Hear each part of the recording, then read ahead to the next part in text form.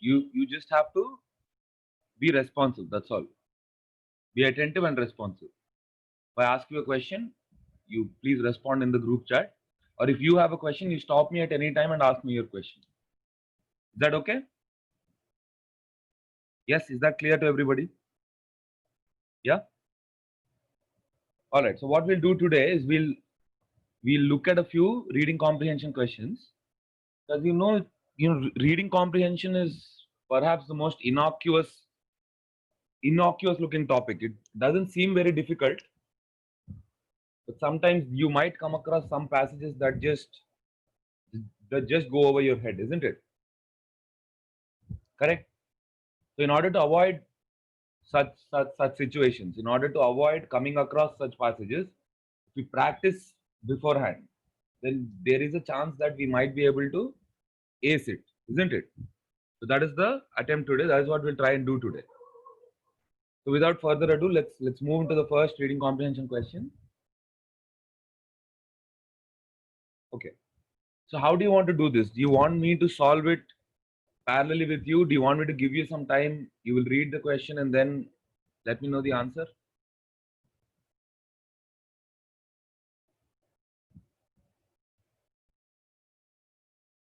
Yeah, I think it's better if I gave you some time. So you take 3 to 4 minutes, read the passage, try to answer the question. Yes? All right.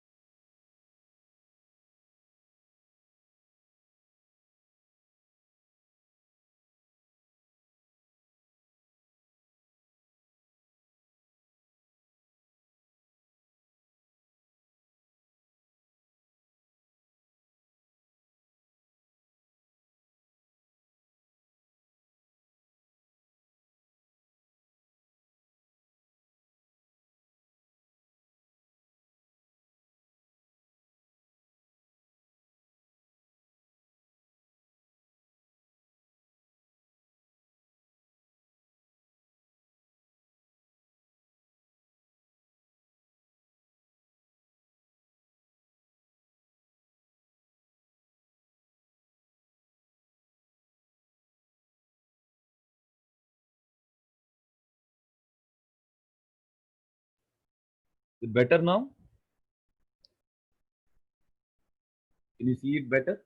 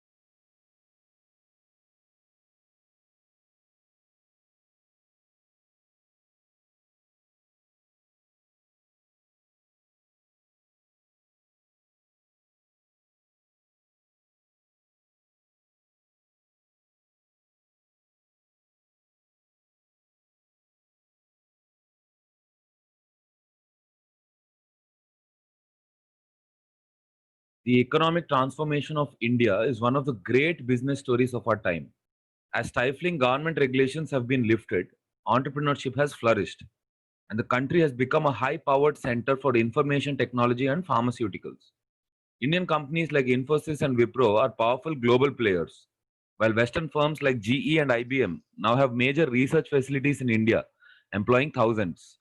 India's seemingly endless flow of young, motivated engineers, scientists, and managers often developed world skills at developing world wages is held to be putting American jobs at risk, and the country is frequently heralded as the next economic superpower. But India has run into a surprising hitch on its way to superpower status. Its inexhaustible supply of workers is becoming exhausted. Although India is one of the youngest workforces on the planet, the head of Infosys said recently that there was an acute shortage of skilled manpower. And a study by Hewitt Associates projects that this year salaries for skilled workers will rise 14.5%, a sure sign that demand for skilled labor is outstripping supply. How is this possible in a country that every year produces 2.5 million college graduates and 400,000 engineers? Start with the fact that just 10% of Indians get any kind of post secondary education, compared with some 50% who do in the US. Moreover, of that 10%, the vast majority go to one of India's 17,000 colleges, many of which are closer to community colleges than to four-year institutions. India does have more than 300 universities, but a recent survey by the London Times Higher Education Supplement put only two of them among the top 100 in the world. Many Indian graduates therefore enter the workforce with a low level of skill. A current study led by Vivek Wadhwa of Duke University has found that if you define engineer by US standards, India produces just 170,000 engineers a year, not 400,000. Infosys says that of 1.3 million applicants for jobs last year, it found only 2% acceptable. There was a time when many economists believed that post-secondary education didn't have much impact on economic growth. Real important educational gains, they thought, came from giving rudimentary skills to large number of people, which India still needs to do. At least 30% of the population is still illiterate. They believed that in economic terms, society got a very low rate of return on its investment in higher education. But lately, that assumption has been overturned, and the social rate of return on investment in university education in India has been calculated at an impressive 9 or 10%. In other words, every dollar India puts into higher education creates value for the economy as a whole. Yet India spends roughly 3.5% of its GDP on education, significantly below the percentage spent by the US, even though India's population is much younger and spending on education should be proportionately higher. The irony of the current situation is that India was once considered to be overeducated. In the 70s, as its economy languished, it seemed to be a country with too many engineers and PhDs working as clerks in government offices. Once the Indian business climate loosened up, that meant companies could tap a backlog of hundreds of thousands of eager, skilled workers at their disposal. Unfortunately, the educational system did not adjust to the new realities. Between 1985 and 1997, the number of teachers in India actually fell, while the percentage of students enrolled in high school or college rose more slowly than it did in the rest of the world. Even as the need for skilled workers was increasing, India was devoting relatively fewer resources to producing them. Since the Second World War, the countries that have made successful leaps from developing to developed status have all poured money, public and private, into education. South Korea now spends a higher percentage of its national income on education than nearly any country in the world. Taiwan had a system of universal primary education before its phase of hyper growth began. And more recently, Ireland's economic boom was spurred in part by an opening up and expansion of primary and secondary schools and increased funding for universities. Education will be all the more important for India's well being. The earlier generation of so called Asian tigers depended heavily on manufacturing, but India's focus on services and technology will require a more skilled and educated workforce. India has taken tentative steps to remedy its skills famine. The current government has made noises about doubling spending on education, and a host of new colleges and universities have sprung up since the mid 90s. But India's impressive economic performance has made the problem seem less urgent than it actually is and allowed the government to defer difficult choices. In a country where more than 300 million people live on $1 a day, producing more college graduates can seem like a low priority. Ultimately, the Indian government has to pull off a very tough trick, making serious changes at a time when things seem to be going very well. It needs, in other words, a clear sense of everything that can still go wrong. The paradox of the Indian economy today is that the more certain its glowing future seems to be, the less likely that future becomes. Okay, the less likely that future becomes. Okay, now tell me, what can you infer from the passage? So they're talking about wages in the developing countries versus wages in the developed countries, isn't it? So that is in the first paragraph, isn't it? Yes, that's in the first paragraph. India's seemingly endless flow of engineers, scientists, and managers offering developed world skills at developing world wages. That means their skills are higher than the amount they're being paid, isn't it? So wages in the developing countries are less as compared to wages in the developed countries, isn't it?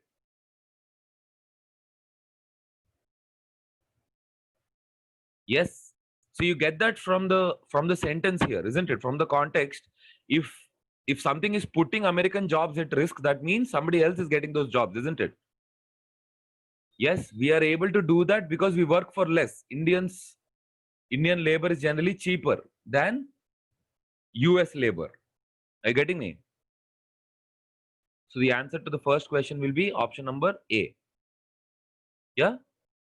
What does American jobs in the last line of the first paragraph of the passage imply? Okay.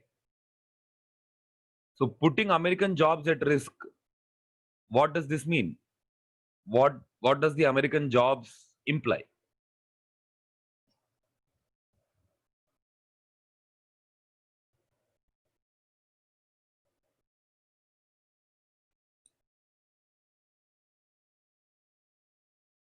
Yes.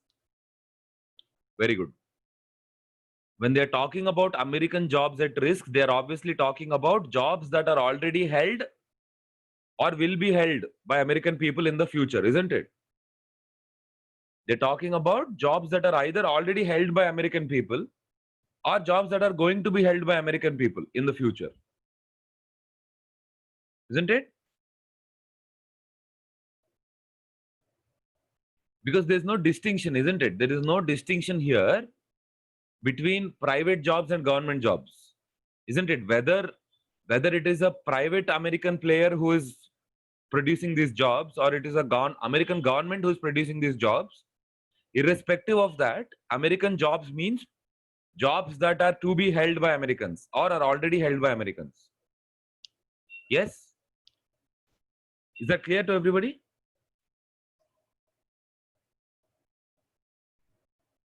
So they keep, the whole point of Trump winning the election in the last time around, 3 years back, was all based on getting these American jobs back to the Americans, isn't it? So the whole point of that is that American jobs are being given to these immigrants, people who come from other countries in search of jobs. Yes? Okay. All right. Let's move on to the next one. Why does India not have enough skilled labor? Why does India not have enough skilled labor?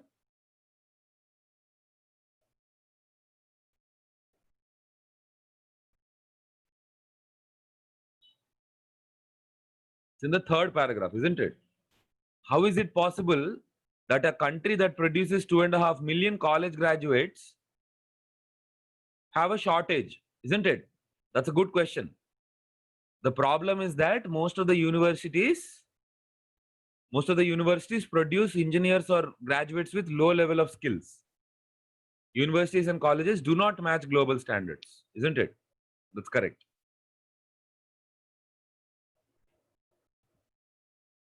Clear? Is it clear so far to everybody? Are there any questions? Any questions? Can I move ahead? Okay, good. Right. So what can you infer as the meaning of the word stifling? Okay, stifling is present in the first paragraph. As stifling government regulations have been lifted. What does the word stifling mean? Yes, to stifle something means to suffocate it. To suffocate it or to stop it. So impeding also means to stop something, to hinder something. Isn't it? C is right. C is the right answer. Okay. All right. So what is an appropriate title for the passage?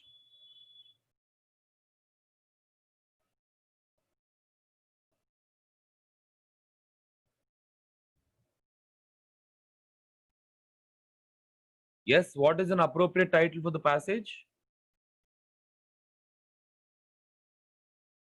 Okay, so the choice I think is between these two, isn't it? Okay, some people have chosen A also. All right, so out of these three, which one is it going to be? Is it growing Indian economy, higher education in India, or India's skill shortage? Now, although the passage does talk about the growing economy and the higher education, the overall theme of the passage is about the skill shortage, isn't it? It is about the skill shortage in a country that produces so many graduates every year, isn't it? We produce 2.5 million college graduates. That is 25 lakh college graduates every year, and 4 lakh engineers every year, and there is still skill shortage. So I would say the appropriate title will be India skill shortage, isn't it? Yes. They're trying to talk about the Indian economy and the education in terms of the skill shortage in the country, isn't it? That's right. Every paragraph is talking about skill shortage in the country, isn't it? Okay. In the third sentence of the third paragraph, closer to community colleges means what? Okay, here it is. India's 17,000 colleges, many of which are closer to community colleges than to four-year institutions. What does that mean?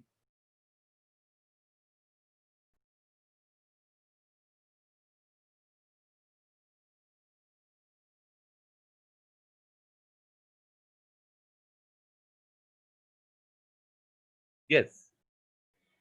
So closer to community colleges means they can be compared to community colleges. That's what that means. So it is comparable.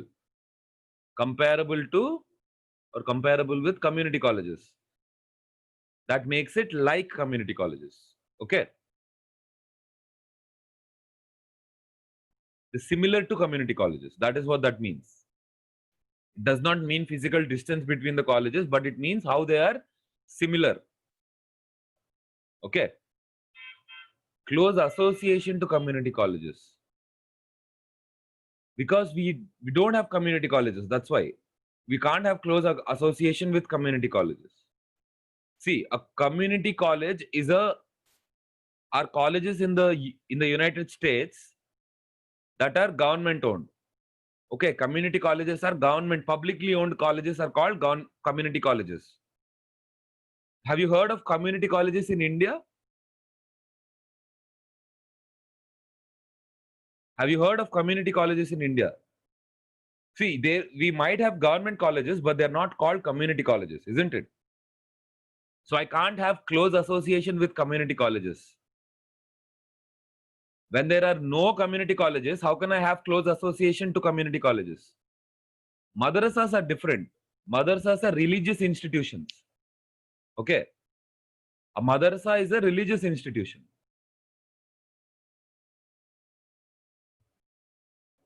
No, not everybody can go and get education from a madrasa, isn't it? You need to be a certain religion in order to go and get education from a madrasa. Yes or no? So this is not open to the entire community. Okay. Clear? Now is it clear why C is wrong? Yes? Okay. All right. Next question. What is the paradox of the Indian economy today?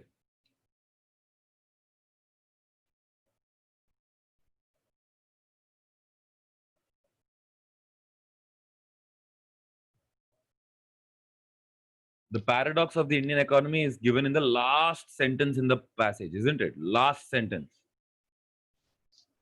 But they have paraphrased it in the yes, they have phrased it in another way in the options.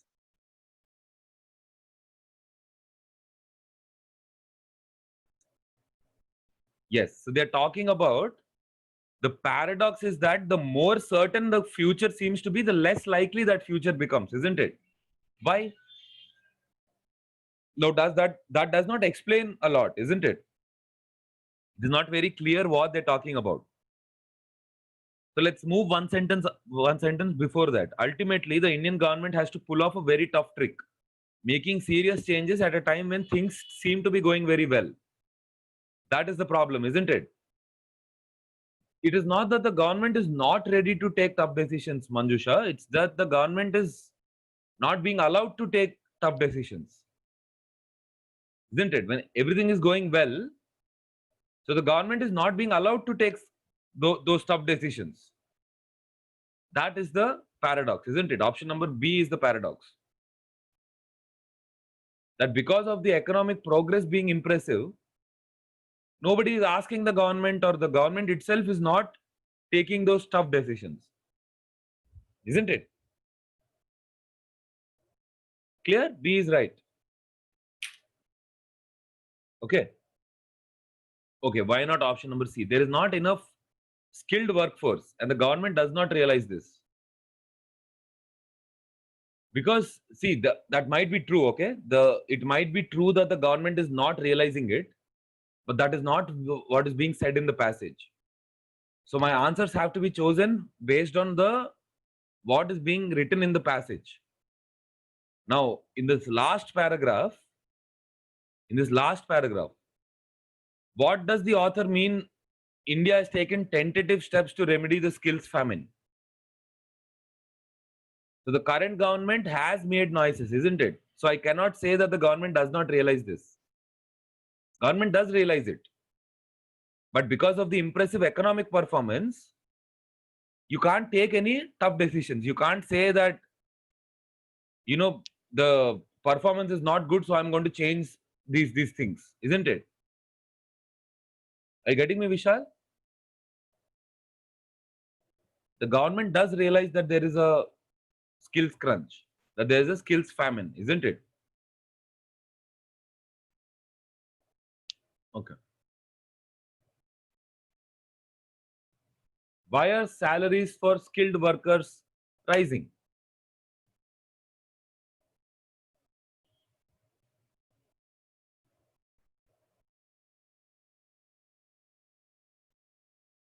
Yes.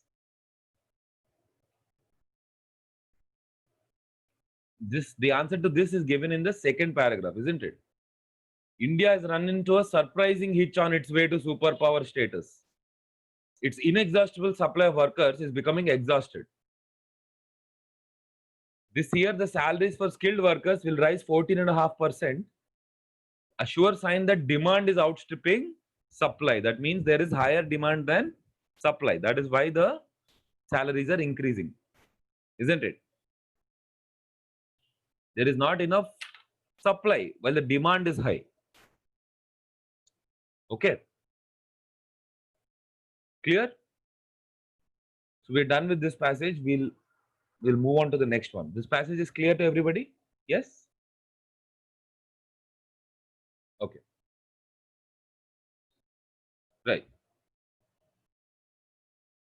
So if a person suddenly encounters any terrible danger, the change of nature one undergoes is equally great. Sometimes fear numbs our senses.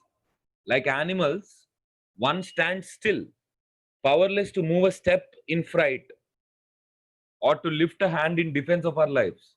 Sometimes one is seized with panic and again act more like the inferior animals than rational beings.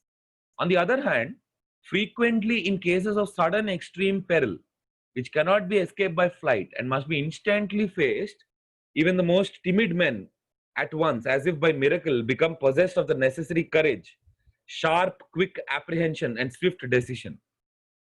This is a miracle very common in nature. Man and the inferior animals alike, when confronted with almost certain death, gather resolution from despair. But there can really be no trace of so debilitating a feeling in the person fighting or prepared to fight for dear life. At such times, the mind is clearer than it has ever been. The nerves are steel. There is nothing felt but a wonderful strength and daring. Looking back at certain perilous moments in my own life, I remember them with a kind of joy. Not that there was any joyful excitement then, but because they broadened my horizon, lifted me for a time above myself. Yes.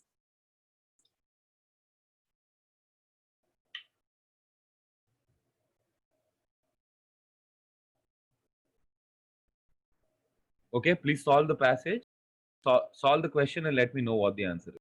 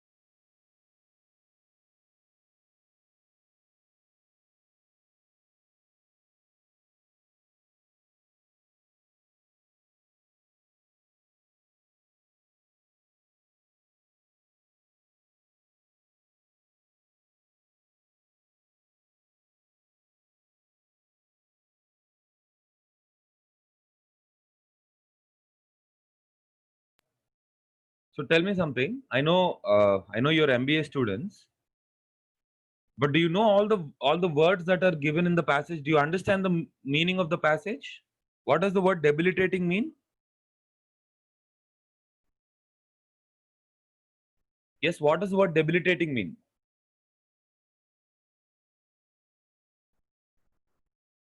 You don't know? But are you, see, even if you don't know the exact meaning of the word, are you able to get the contextual meaning of the word? Are you able to get it from context? So, no trace of so debilitating a feeling. Is debilitating used as a positive word or a negative word here? Is it being used as a positive word or a negative word? Good. So if you are at least able to understand that it is being used as a negative word, that is good. Debilitating is a negative word, something that does not allow you to do things, isn't it? Something that does not allow you to do things is a negative word. Sorry, is debilitating.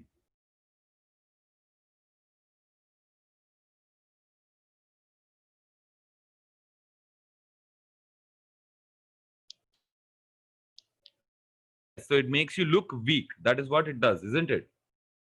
Now, if you look at the passage, how many types of dealing with things, how many types of dealing with situations does the author talk about? So the author talks about all three things, doesn't he? Sometimes fear numbs our senses, isn't it? Sometimes we are powerless. We are overcome with panic sometimes. On the other hand, sometimes we do get the necessary courage to act and deal with the situation on our own, isn't it? So the appropriate title for this passage has to be the miracle of confronting danger. Yes, because sometimes you're not able to act because of panic and fear, but sometimes you do have the necessary courage to deal with the situation, isn't it? To do what is necessary. Option number B is going to be the title for this passage. Yes, you're saying change of nature is going to be the. So Manisha, it's not necessary, isn't it, that there always has to be a change of nature.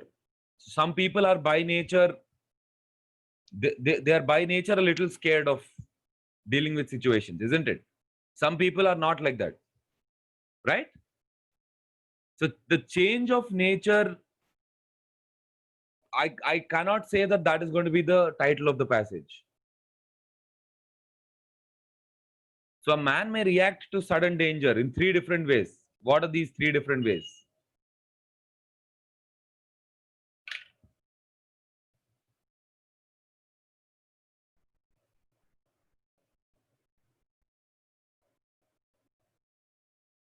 Yes. So, what are the three different ways which the author has given in the passage? So, sometimes fear numbs our senses, isn't it? Sometimes we are seized with panic. Sometimes we are possessed of the necessary courage, sharp, quick apprehension, and swift decision, isn't it? C is right. Either you're paralyzed by fear, or seized with panic, or become possessed of the necessary courage and face the danger. Isn't it? That is the these are the three ways in which any person might react. Yeah.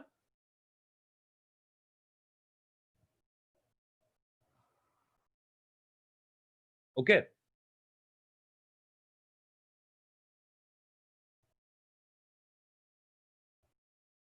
So if you are coming across words, or in the next passage, if you come across words that you don't understand, please ask.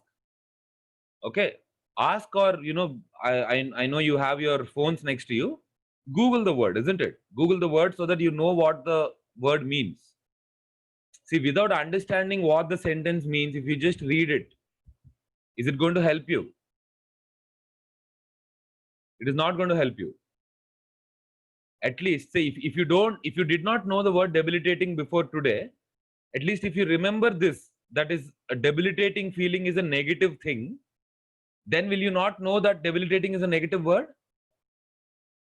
So you can at least remember it through what you've done, isn't it? Through practice, you're able to remember new words. Okay.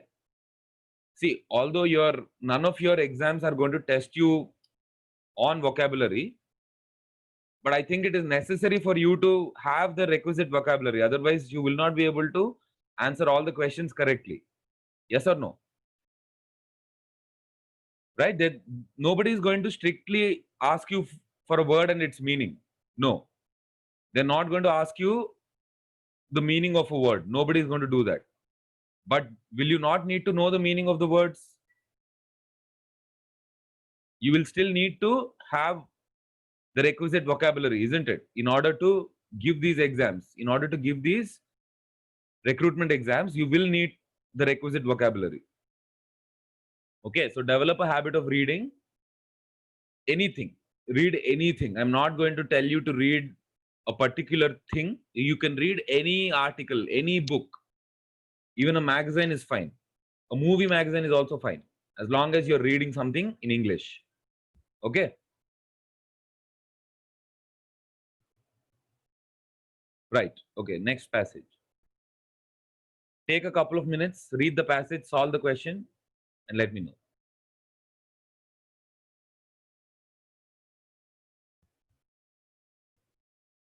See, we are supposed to detect these objects that are coming from outside the solar system. Okay. Neutrino is one such object. I'm supposed to detect this object. A neutrino by itself cannot detect anything. Okay. Electromagnetic radiation is the one that detects objects outside the solar system, isn't it? The neutrino itself is an object that needs to be detected. Yes or no?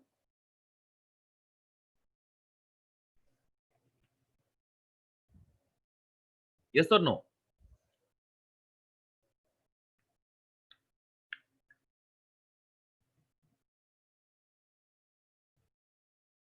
So, are you following this? Okay, so it's electromagnetic radiation. So, which of these can be used to detect a neutrino?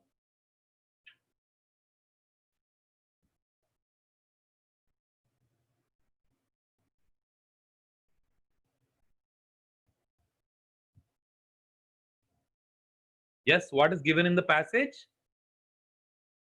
Astrophysicists have proposed a means of detecting cosmic neutrinos by harnessing the mass of the ocean, isn't it? Oceanic mass is being used to detect neutrinos.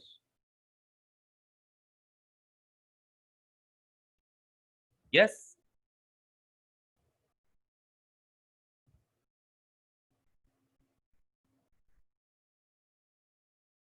What is the aspect of Dumond?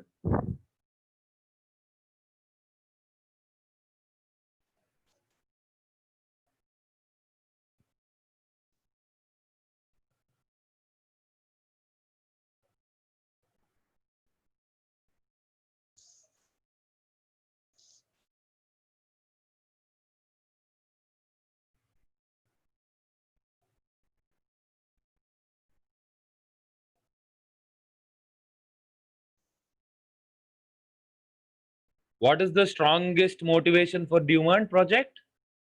It will exploit an important source of information about the universe, isn't it? So it will come as a cosmic breakthrough, right? If the project Dumont is able to actually detect neutrinos, it's going to come as a cosmic breakthrough, correct?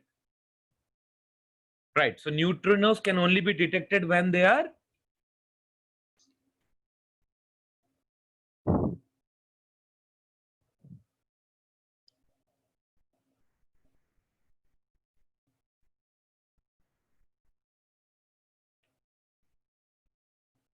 that's right. They can only be detected when they are enormous in mass, isn't it? Because great mass is synonymous with huge number of nucleons. And the more massive the detector, the greater the probability that one of its nucleons will react with a neutrino.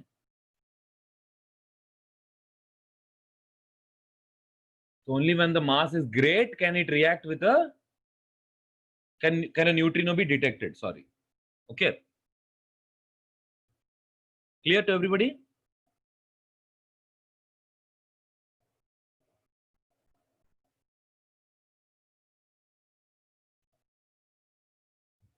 Okay. Please read this passage and answer the question.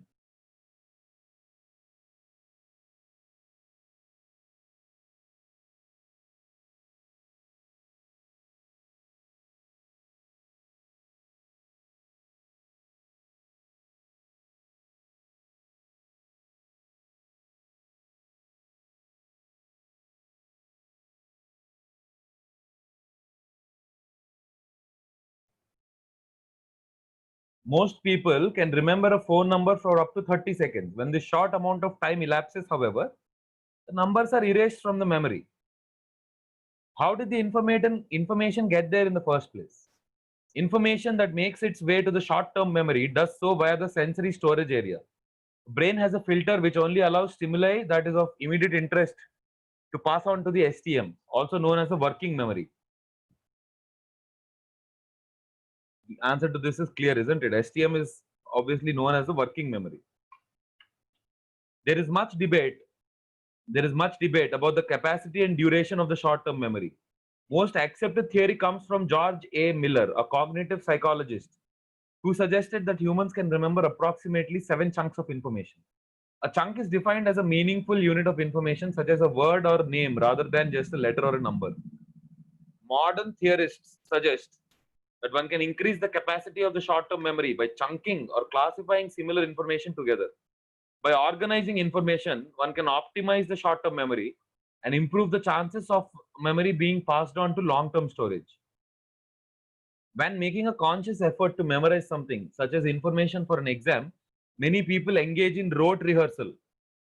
By repeating something over and over again, one is able to keep a memory alive. Unfortunately, this type of memory maintenance only succeeds if there are no interruptions. As soon as a person stops rehearsing this information, it has the tendency to disappear. When a pen and a paper are not handy, people often attempt to remember a phone number by repeating it aloud. If the doorbell rings or the dog barks to come in before the person has the opportunity to make a phone call, he will likely forget the number instantly. Therefore, rote rehearsal is not an efficient way to pass information from short term to long term memory. A better way is to practice elaborate rehearsal.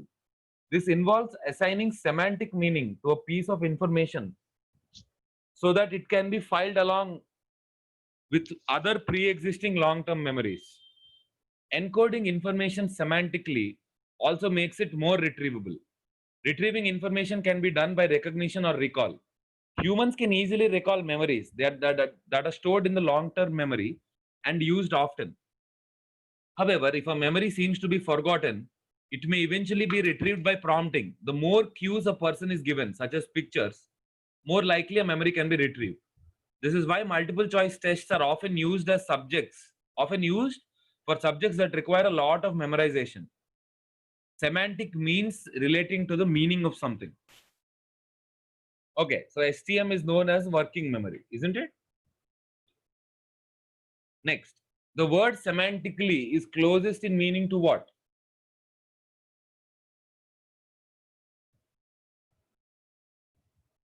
Have you heard the word semantics before? Arguing semantics. Semantics are nothing but the meanings of the words.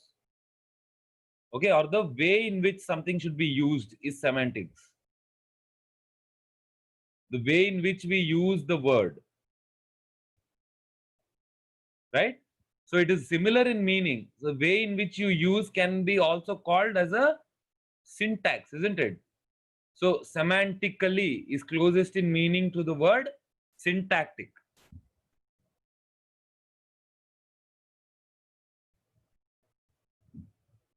Okay, so syntax is a protocol or an algorithm, a series of steps in which words should be used. Okay, so the semantic meaning of the word is its syntactic meaning, syntactic usage. Okay, clear to everybody?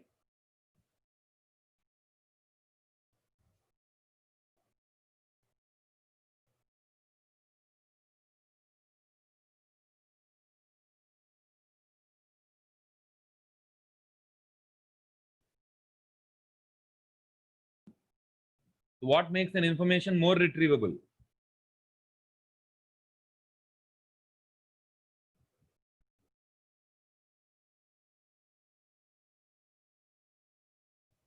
Encoding. Encoding information semantically makes it more retrievable, isn't it? Option number D is right. Encoding makes it more retrievable. Okay.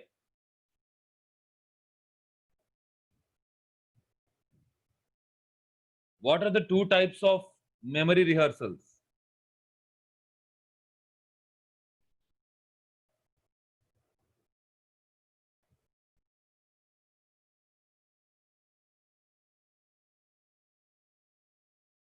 One is rote rehearsal and the other is elaborate rehearsal, isn't it? Rote and elaborate is right. Yeah? Okay.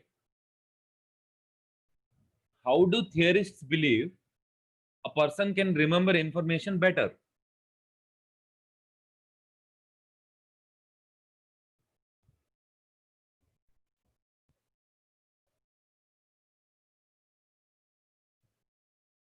So this has to do with the chunks that George A. Miller is talking about, isn't it?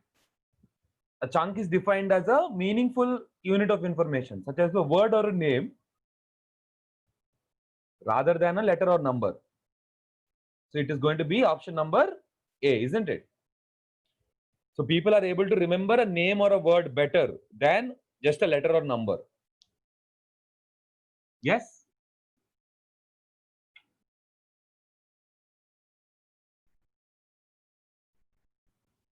Okay, another long passage. Please read the passage.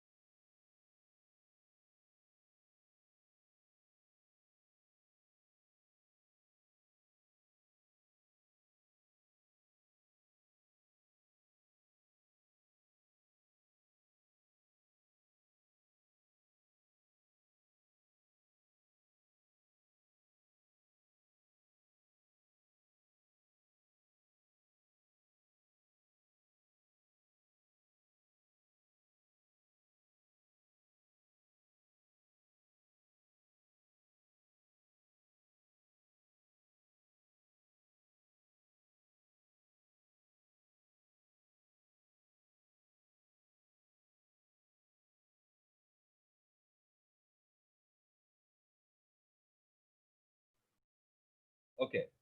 Indian government's intention of introducing caste-based quotas for the other backward classes in centrally funded institutions of higher learning and the Prime Minister's suggestion to the private sector to voluntarily go in for reservation has once again sparked off a debate on the merits and demerits of caste-based reservations.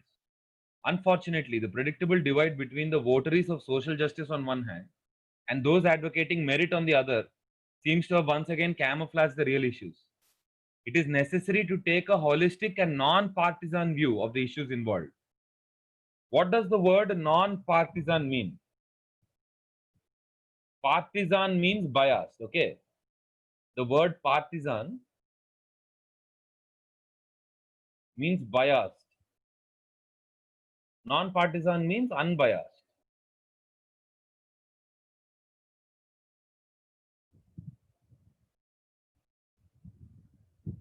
Okay? The hue and cry about sacrificing merit is untenable simply because merit is, after all, a social construct and it cannot be determined objectively in a historically unjust and unequal context. The idea of competitive merit will be worthy of serious attention only in a broadly egalitarian context. What does the word egalitarian mean?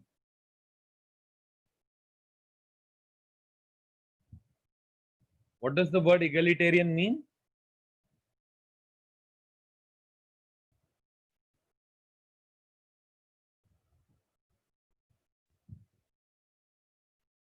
An egalitarian society is one where everyone is equal. In an egalitarian society, everyone is equal. Okay.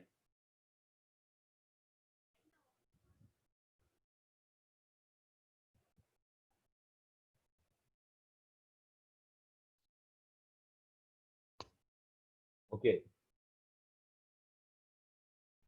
This is clearly given directly from the passage, isn't it? The idea of competitive merit will be worthy of serious attention only in a broadly egalitarian context. So for this, it is egalitarian. Next one.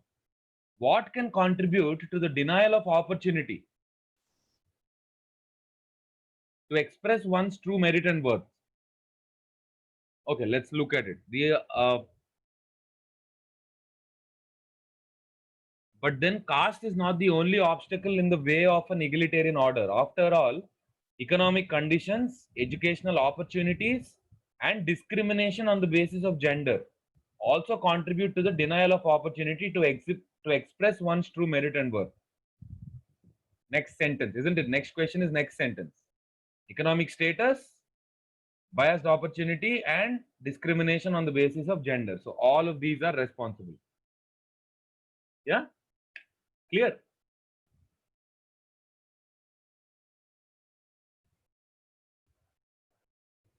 So why is caste-based reservation required?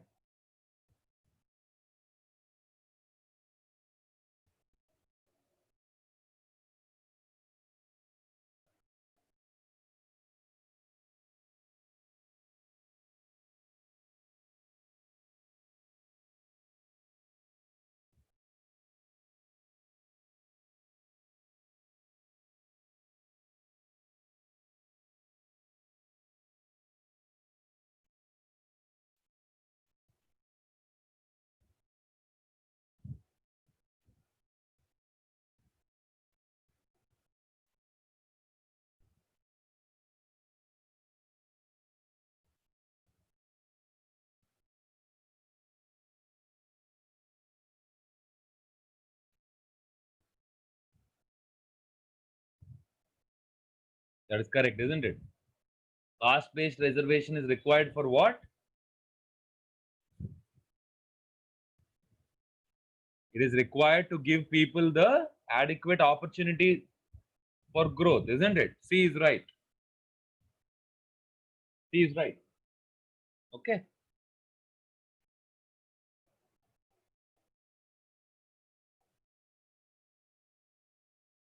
What is meant by the word fetish?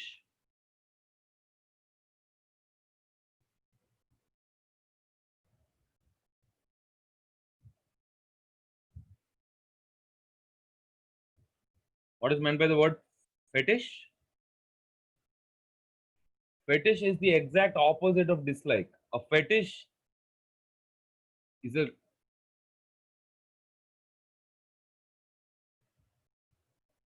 a very unreasonable attachment towards something. Unreasonable liking towards something is a fetish. You can call it a penchant also. Penchant for something is a fetish. Okay.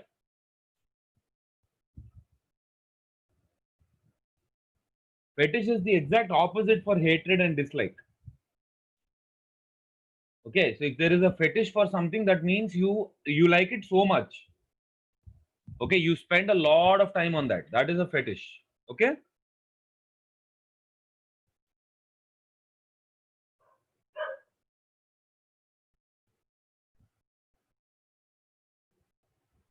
Okay, new passage.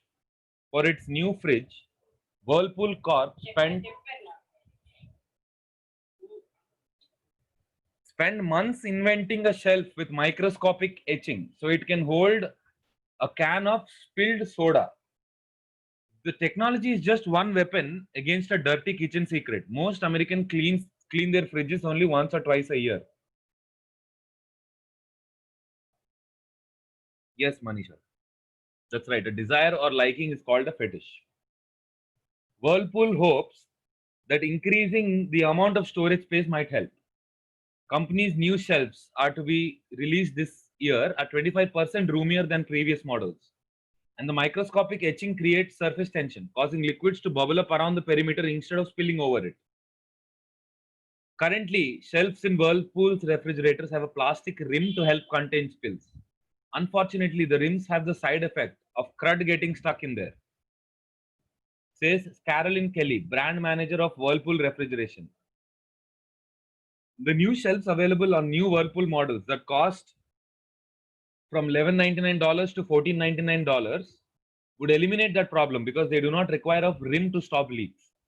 Since people tend to throw out appliance manuals without reading them, Sub-Zero placed the card in a prominent spot in the fridge, the inside of the door.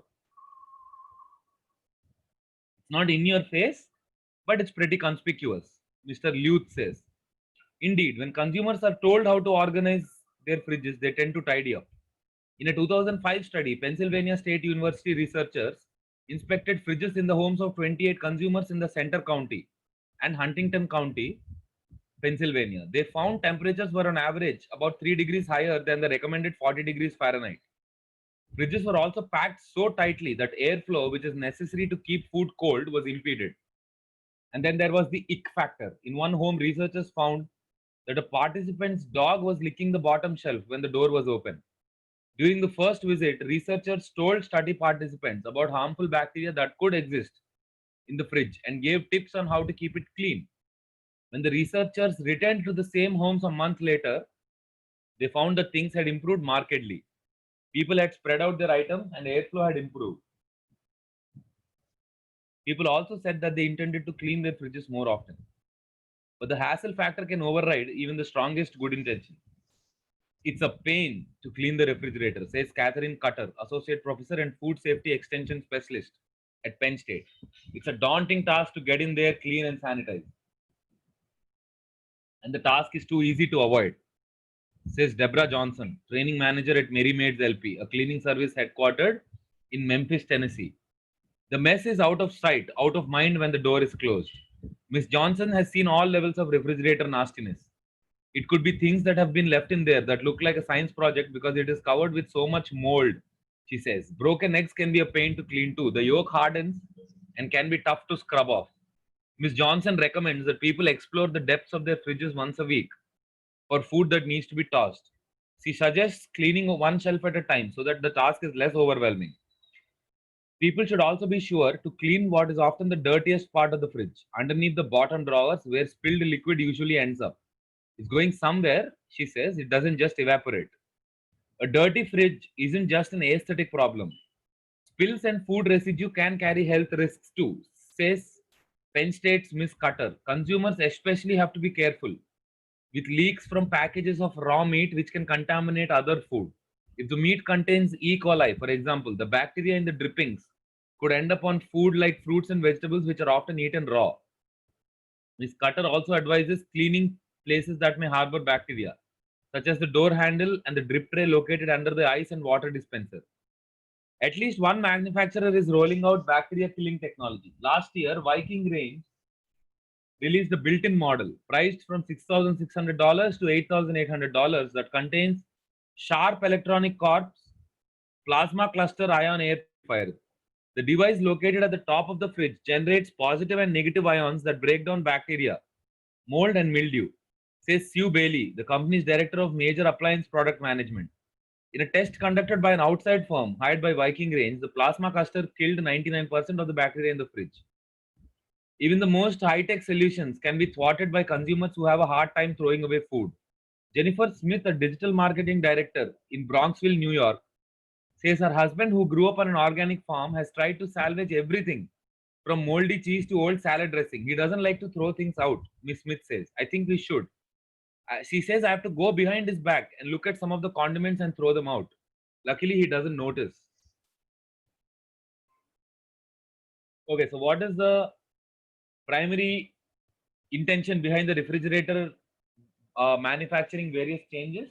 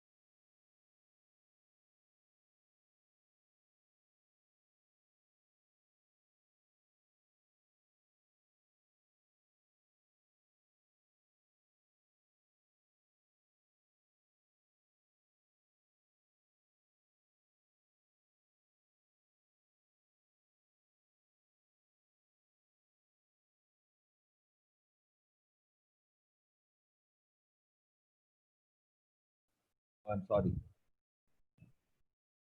I'm sorry, I was on mute. So the first paragraph is giving me a hint, isn't it?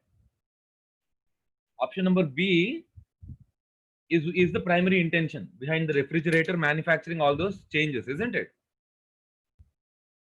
Yes.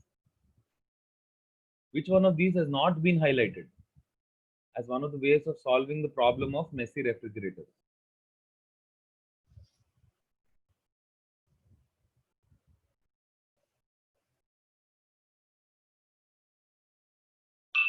That's right.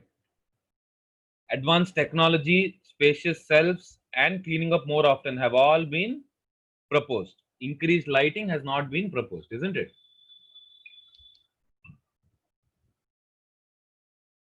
Okay, what can be inferred as the main reason for consumers not cleaning their refrigerators?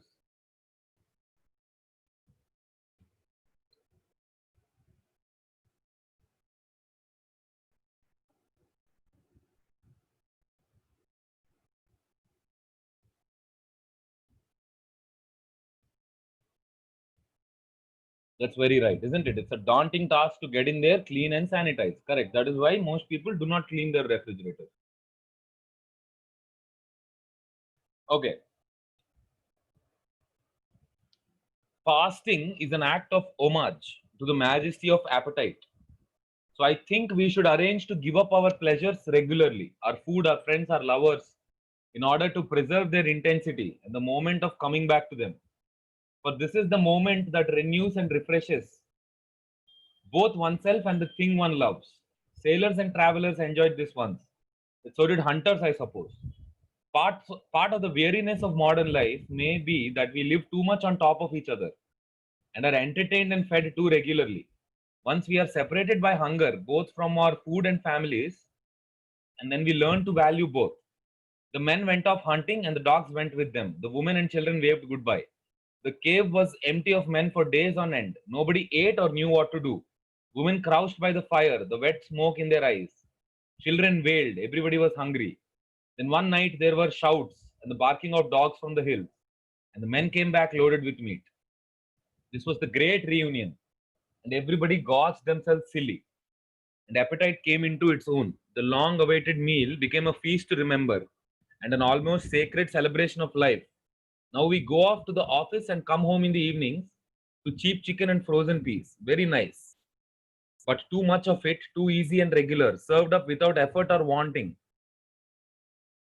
We eat, we are lucky, our faces are shining with fat, but we don't know the pleasure of being hungry anymore. Too much of anything. Too much music, too much entertainment, happy snacks, or time spent with one's friends creates a kind of impotence of living by which one can no longer hear or taste or see or love or remember. Life is short and precious, and appetite is one of its guardians, and loss of appetite is a sort of death. So, if we are to enjoy this short life, we should respect the divinity of appetite, keep it eager and not too much blunted. Okay, so who is entitled to enjoy the gift of appetite according to the passage?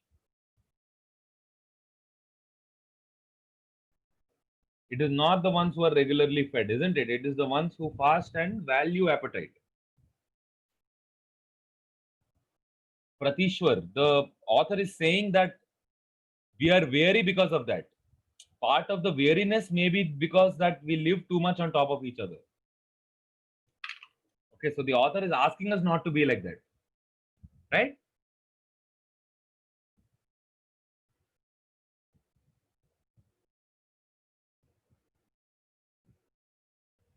What creates impotence of living?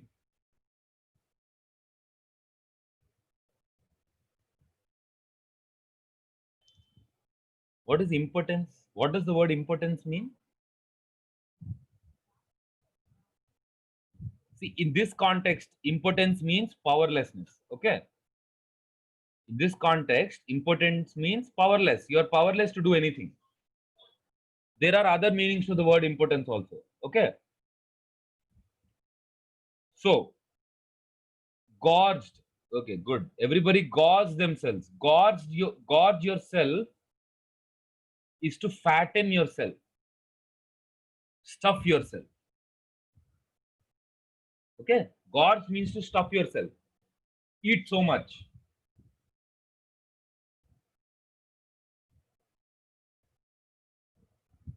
Clear?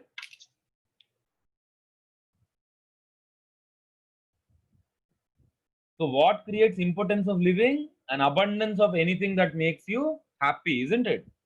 Too much of anything, too much music, entertainment, happy snacks, time spent with one's friends creates a kind of impotence. Yes? B is right. An abundance of anything that makes you happy creates an impotence of living.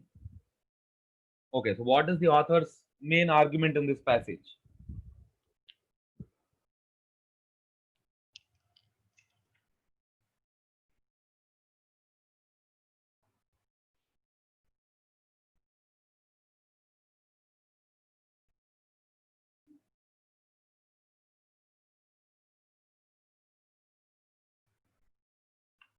The olden times when the roles of men and women were clearly divided. The passage is not about the role of men and women, is it? A is wrong. There is not enough effort required anymore to obtain food.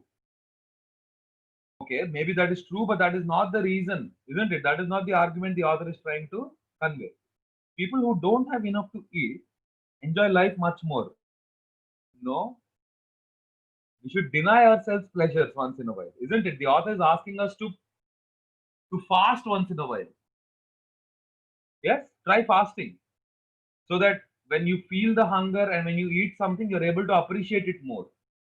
That is what the author is trying to say, isn't it? D is right. Clear? Next one.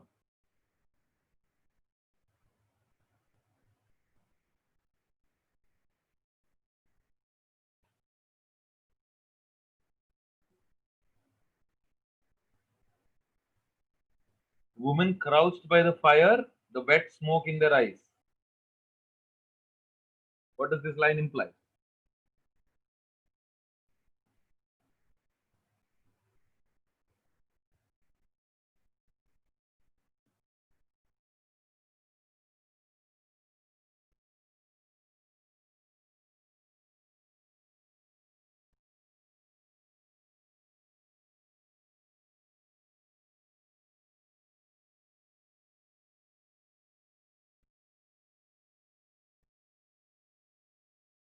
Is it that their eyes started smoking?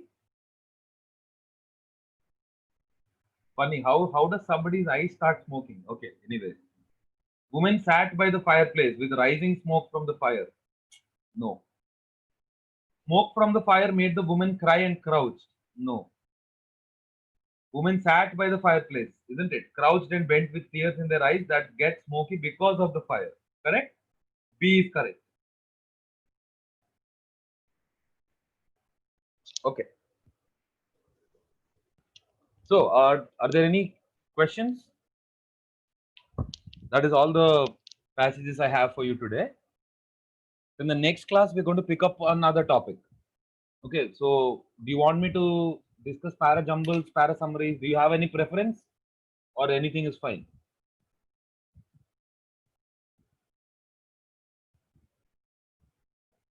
You want para jumbles? Okay, okay. Okay, so in the next class, we'll discuss para jumbles then. Yeah? Sure.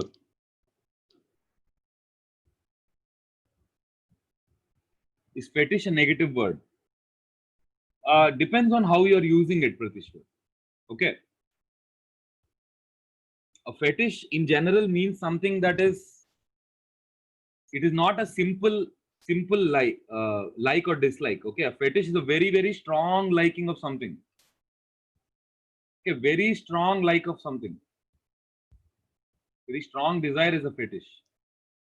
So that it depends on whether you're using it in a negative sense or a positive sense. Fetish by itself is not always negative. It can be used in a positive way also. Okay. No, it is not a disorder as such. It's just a very strong desire. That's all.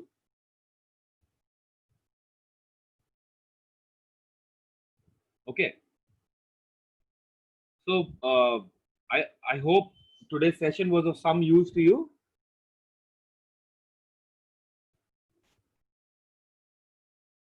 So that like I said, your reading comprehension questions and reading comprehension sessions usually seem very easy, isn't it? After the session, you might feel, what is there in this very easy, isn't it? Questions are directly from the passage. I'm able to answer them very easily. The moment you start practicing is when you'll understand that sometimes you get passages that have difficult questions as well. Okay, and these are very easy questions to solve, but you will need to practice a lot. Okay, so make sure that you practice reading comprehensions. More specifically, practice science and technology based reading comprehensions and philosophy based reading comprehensions, because these two are kind of boring, isn't it? You don't feel like reading it, and the questions are very difficult. Okay, so will you do that? Will you practice?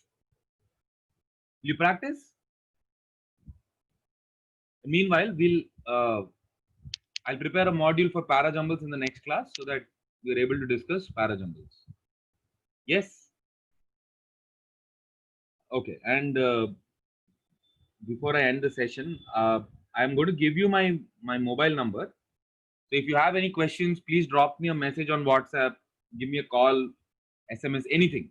Okay, if you have a question, drop me a note. Yes, that is my number. Anything else? Any other questions that you have?